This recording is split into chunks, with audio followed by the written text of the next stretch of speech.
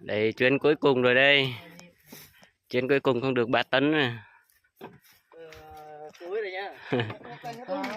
Chuyến cuối cùng gần 6 tấn. 6 tấn.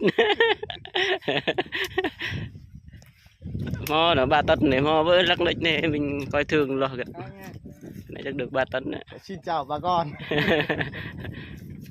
Đừng có vẽ mà, vẽ thôn.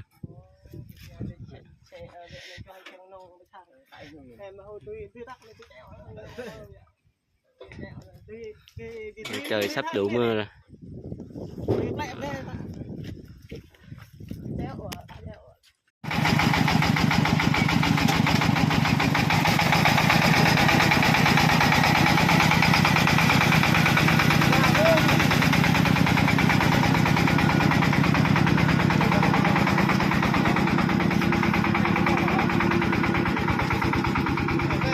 Tận đây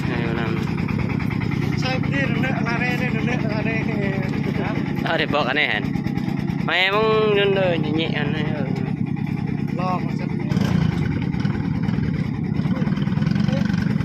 Này khai hay là mày đây này như mạ ơi mày mong nằm ngủ ơi